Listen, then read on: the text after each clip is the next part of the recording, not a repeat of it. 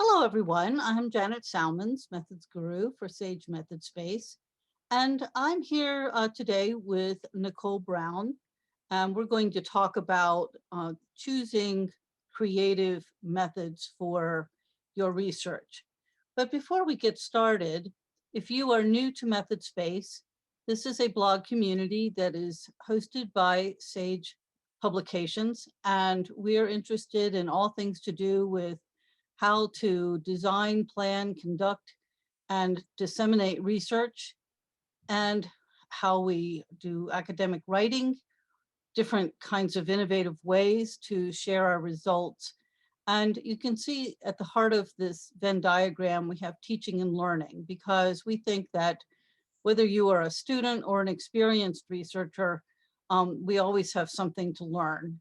And it's fun to find out from researchers some of the new approaches they're using, so we can try to expand our kind of repertoire. And all of this into the context of impact, because we hope that after all of this, your research will make a difference. So Nicole, to start with, why don't you introduce yourself? Thank you very much. Well, first of all, I would like to say thank you very much for having me. It's very exciting to be here, to be able to contribute to this method space. I've been a stalker for a while now, so it's really exciting that I'm allowed to contribute too. I am a lecturer in education and I'm a social science researcher, and I have come to creative methods through my own research. So that's really, I'm really talking from my own practice and from what I'm doing. So it's not something that's a theory for me. This is very much at the heart of my work. And really, it's all about trying to build connections to the participants. And that's really where my starting point is, or where it always was. So just to say that I am actually a secondary school teacher by training. And again, it was very much about learning with the students in the classroom. So although I was the teacher, it was always trying to find a space where we could explore things together. And that's why I have always used creative methods, and that's obviously filtered into my research as well. So here are a few examples. There's a lot we can learn from whether you're a teacher of young people or a professor. I think, there's a tremendous amount we can learn that really helps to inform what we do as researchers, and kind of helps us to gain, I think, a better perspective. So tell us what's going on in this slide. So this is an example from one of my research projects, which was to do with the experience of disabilities, chronic illnesses, and neurodivergence in higher education. And I asked participants to build a Lego model. And here in this particular image, you can see that the person was talking about feeling isolated and imprisoned and hidden away from the real world, from everything else that was going on in higher education. If I can ask you to share the other slide, there is another Lego model, and actually it looks very, very, very different. If you look at it, you've got two, sort of side by side, sort of two playgrounds, if you like. But actually the story is very much the same. This comes out of the same project. And here again, the participants was talking specifically about how they felt isolated on their own. They didn't really fit with the rosy pink narrative of the real higher education. They felt kind of quite alien and alienated within that higher education sort of environment. So it's basically just using Legos as a form of expression. And that was one of the choices that I made, was to actually open up the forms of expression. So if you share the next slide, people can see that this is a very different picture here. You've got a canvas with a beautiful sunset. But what's interesting is actually it's the same story. So although the form of expression is very different, and obviously this is a lot prettier to look at than the Lego models, The participant again was talking about feeling removed from everything else that was going on. So they saw everything as far away on the horizon, everything was pretty, but they didn't get there. So in the picture, you can see a small boat sort of on the horizon there. You can see just about make out a small boat, and this is, you know, kind of where they would like to get to. But because of their disabilities and their chronic illnesses, they don't actually feel that they are part of that beautiful sunset and of that narrative. So that's really the kinds of things that I'm able to explore through those methods. Would you like to go on to the next one? How about this one? Yeah, so this one is a different project. This one was about experiences in higher education in general. And this was different in that it came out of a workshop. So this is a group of people collaborating on creating, you know, some sort of data that's talking about what it feels like to be in higher education. And you can see that people have just written one word or two words onto shells. These are oyster shells. And the reason, some of them are not oyster shells, some of them are other shells, but the majority are oyster shells. And I've specifically chosen those to be written on because it basically meant that even people with pretty steady handwriting would actually struggle to write beautifully. So straight away, you were able to level the playing field. Anyone who may feel uncomfortable about their handwriting or self-conscious about, you know, things like dyslexia, for example, you know, they may shy away from writing things together. But because the surface to write on was difficult for everybody, it leveled the playing field, and people were able to choose what they wanted to. So right in the middle, you can see the small shell where it says small, but it's obviously also written small because it's such a tiny space. So you give people an opportunity to actually, you know, like work through their expressions and their emotions, but at the same time, you take in consideration their personal experiences and that they may not want their handwriting to be exposed because it's not pretty or it's not stable. This is coming out from a completely different project that was to do with reflexivity. And I specifically asked people to bring objects that would describe them as researchers. So the question was, who are you as a researcher? And these are some of the examples of the objects that people brought. Now, obviously, if you look on the left, there is a board marker. So you can kind of see that some people were talking about, you know, as a researcher, you're a teacher, you're teaching other people, you're training other people. So you've got that teacher element there with the board marker. But then you also have the sort of more things that are perhaps not as obviously explained unless you've spoken to those people. So on the top right, we've got plasticine.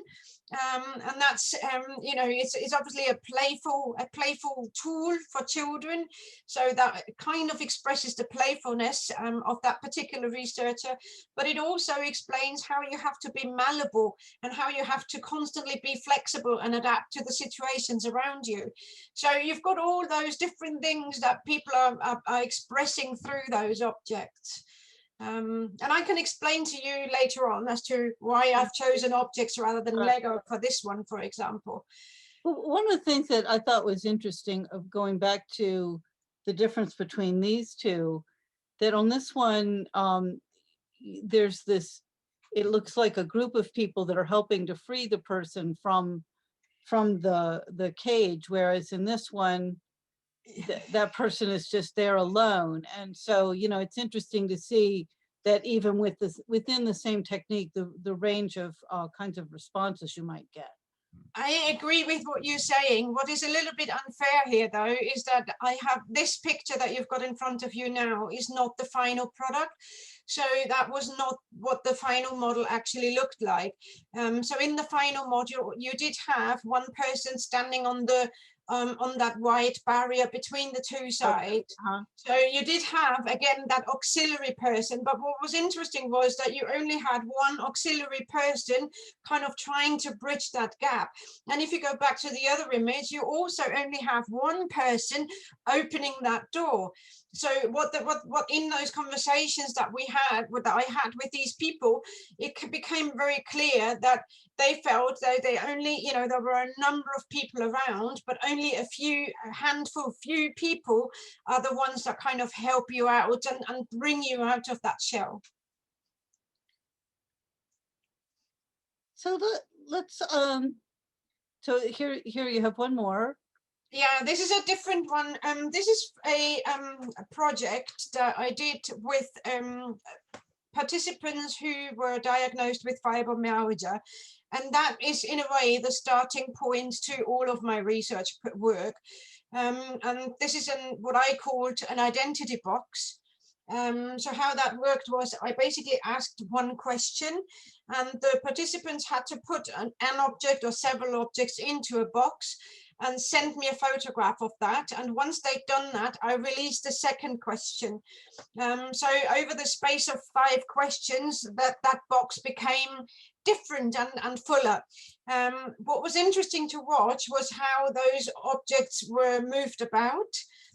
So it wasn't just about the objects themselves being meaningful, but actually also how they were moved about from one week to another, which was an interesting sort of observation. And what was also interesting was the kind of therapeutic elements that came out of the identity box for those people that did it. So fibromyalgia, just to explain very briefly, is a very contested condition, very badly understood.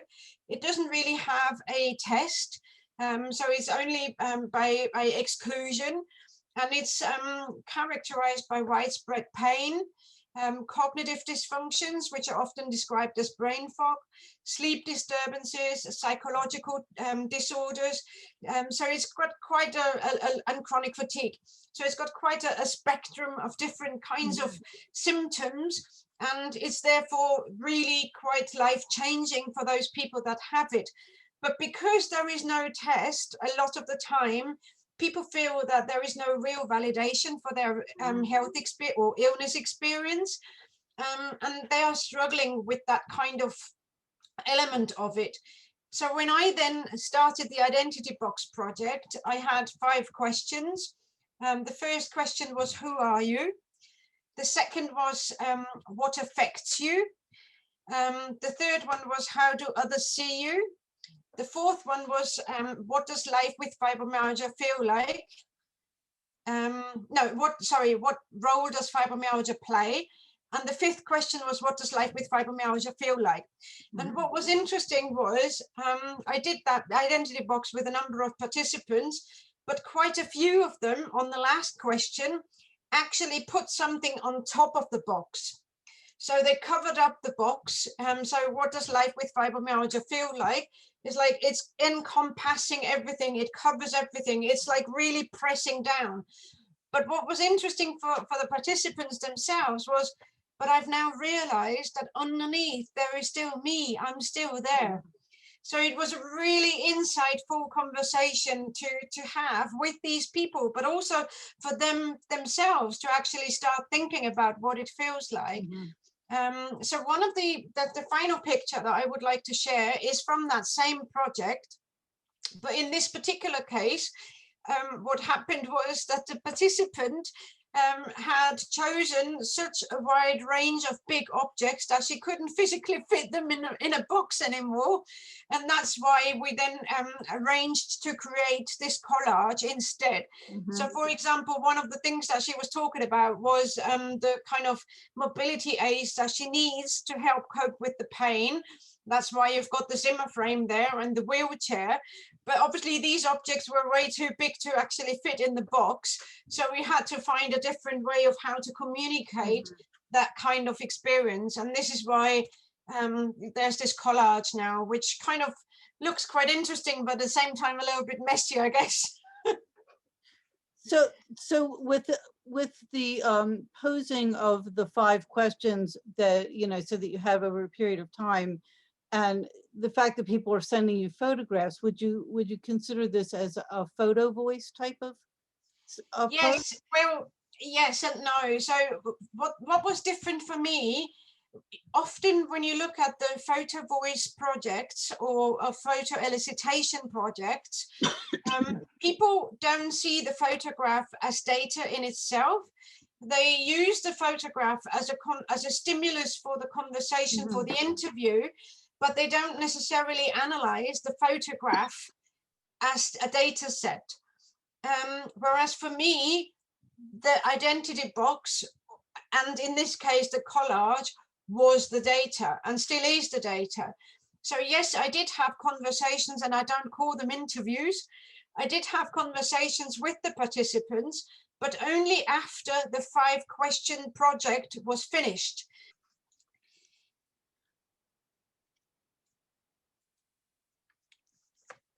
Well, I wanted to, kind of, after looking at those examples and, the different approaches you use to engage with people, it made me think about this model that I've included in my books.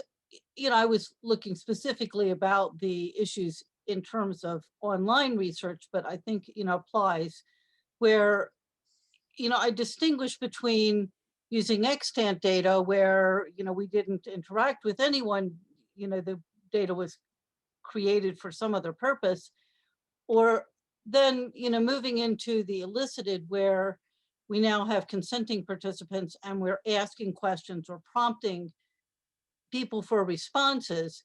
And then in this third category, which I titled enacted, as an umbrella term to include creative methods and various kinds of approaches that involve a greater degree of collaboration with the participants and engagement and trust. So I wondered if you could talk about why you chose these kinds of approaches and what those meant in terms of how you engaged with the participants.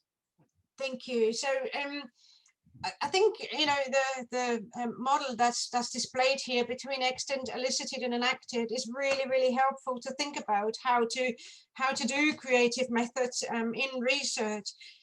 Unfortunately, I don't fit into neat criteria, which kind of makes it sometimes a little bit more difficult, because I do elicited work with the participants. So the identity box is very much elicited. It was asking them a question and they had to supply the objects. But then at the same time, the collage, for example, was enacted because we actually went through each individual question and we created that collage together then. So it's kind of an overlap between the elicited and the enacted way of working. Right. The reason why I've chosen that particular way was because fibromyalgia is a particularly difficult illness to grasp. So not only is it complex because of all the different symptoms, the symptoms actually wax and wane, sometimes within a few hours. So somebody could be having a really good day at 8 o'clock in the morning, and then crash and basically be bedridden by 10 o'clock in the morning, and then actually recover again, so that by 2 o'clock in the afternoon, they're again happy as Larry and can do everything and don't need any mobility aid. So that the fact that it's constantly moving and changing makes it really difficult to grasp. At the same time, I mean, I always give the example of headaches. If I'm asking you to here now to think of your headache, what your headache feels like, and then I'm telling you, but I don't mean the headache from a hangover, I mean the headache from a migraine, or I mean the headache that you get just before you get temperature and fever. As you can see, language is not quite helpful because it doesn't express all of the sort of intricacies of an experience.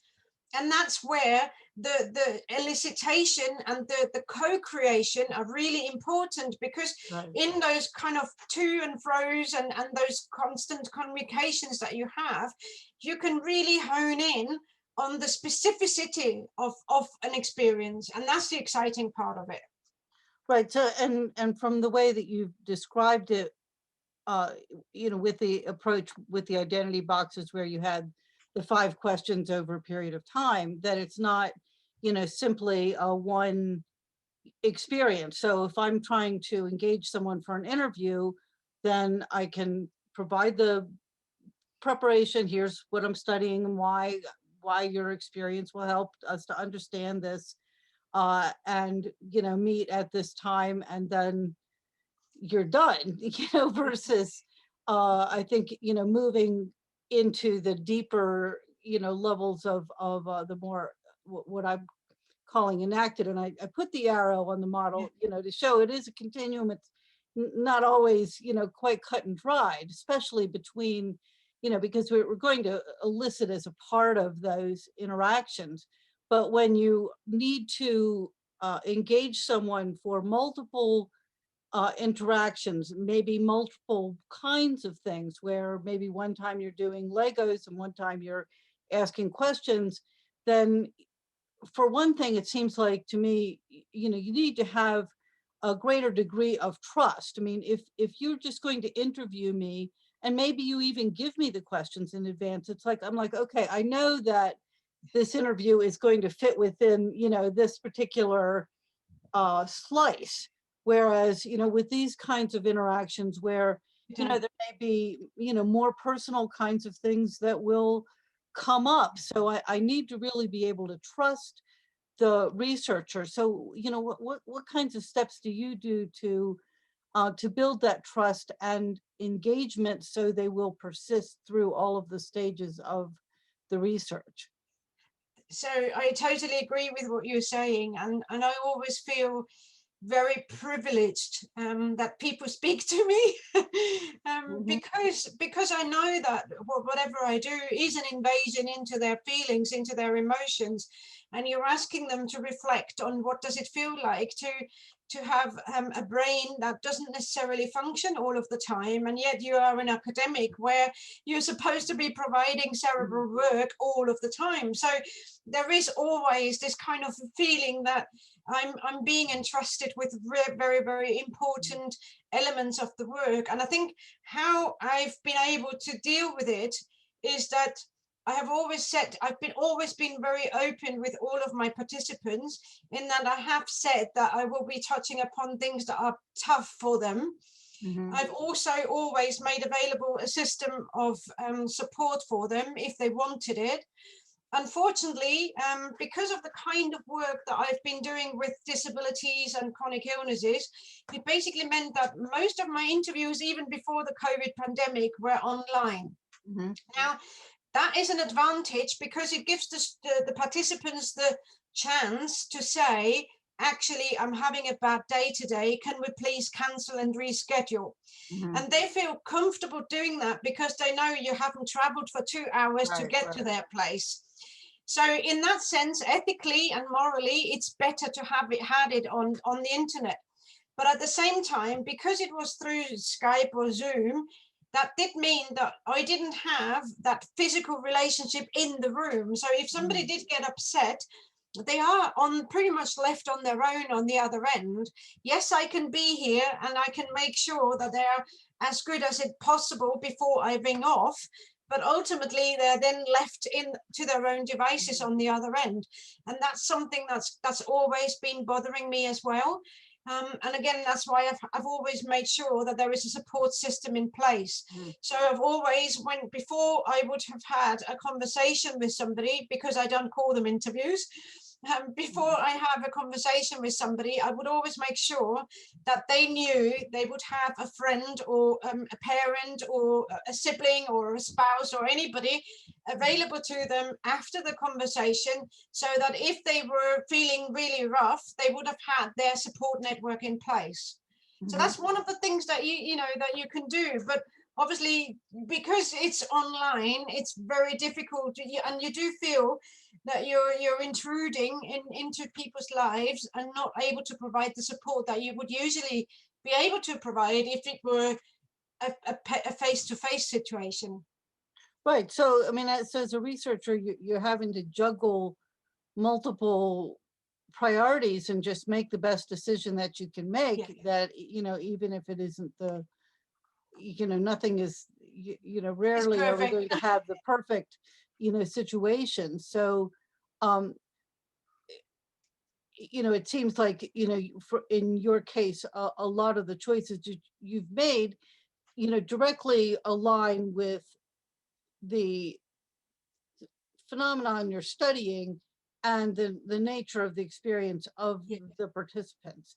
So I guess one of the takeaways we could suggest to people viewing this is, to really think through, the nature of the problem you're studying and the people who experience that problem, so that you can choose something that will fit best. absolutely. And in Yeah. this particular case, that went also into the creative method. So I basically allow, in all of my research projects, people to tell me how they would like to communicate with me. Mhm. So some people preferred just email and photographs, and then Mhm. that conversation via Skype, Zoom. With some people, the email conversation is one long email and a longer response, and then that's it. And for other people, it was like 10, 15 emails. Mhm. Um, or for example, on the photograph front, some people send you 2, 3 photographs. I had one person send me 184. And that's what it's going back to, really listening to what the participants are saying and trying to give them as much responsibility and role and choice as possible. And I think that's, for me, the most important element, is trying to, in order to earn their trust, you need to listen and then actually follow through with what they're saying. Mhm. You can't ask people to trust you if you then don't really listen to what they're Mhm. asking from you. Right, right. Well, another point that comes out for me from what you're saying is that, as a researcher at the design stage, to think about whether it is important to you that you have the same kind of communication with all of the participants, or whether you can be flexible to adapt to the tools that the person has. Because it may be, as you're saying, it may be that, they are responding by email versus having a meeting on a video conference platform, because that's what they prefer. They are feel more confident about writing than they do about speaking about their experience. Sometimes with very sensitive issues, people feel more comfortable writing about it than, having somebody, watch them. They think, well, maybe I might get emotional when I'm talking about this. I'm not sure I want to appear on camera. So, is that okay? Another reason why people might have different choices is that they simply don't have broadband or high-speed internet that would allow for a more multimedia style of interaction. So, then, something like email might be easier for them to accomplish. So, it seems like that's, Absolutely. one of the design decisions that your work illustrates. Absolutely. And also, to take that a step further, I mean, it depends again with whom you're working as participant, but a lot of the young people nowadays, they don't communicate via email at all. Their communication is purely through chat functions and messaging Mm. services. So asking a young adult to write an email is actually something that's completely out of their ordinary experience. So you're asking something that's, it's normal for us at our age, but it's not normal for those young adults. So in that sense, it may be really trying to think through, who are you working with, and what is their ordinary life Right, experience, right. and how can you tap into that? Right, what's their preferred mode of communication? So, Yes. well, I think you've given our viewers a lot to think about. Is there anything you'd like to add before we close? I think to be honest, one of the things that I would like to say is obviously there are constraints in what you're allowed to and able to do. So if you're working as a PhD student, for example, you have to clear everything that you do Mhm. with your supervisor. So don't go out and experiment without having checked with the people you need to check with. But other than that, I always say to people, don't be scared. Just give it a try. And if it doesn't work, there's always something else that you can try out then. So don't be scared Mhm. to do something that's perhaps a little bit out of the ordinary. It may give you some really interesting data that you hadn't Mhm. anticipated, and that's the exciting part of research as far as I'm concerned. Right, right. Have courage Yes. and look for support, from your fellow researchers or from your supervisor or committee, to think through those options, so that you can make the choices that will give you enough kind of room to move so that you are not laying out a design that's so kind of tightly defined that um, that you can't respond to what you see and what you hear from your participants. So, well, thank you, Nicole, for sharing your work with us, and we'll look forward to hearing some more in a future uh, discussion about how you analyze this kind of data. Thank you very much. Thank you.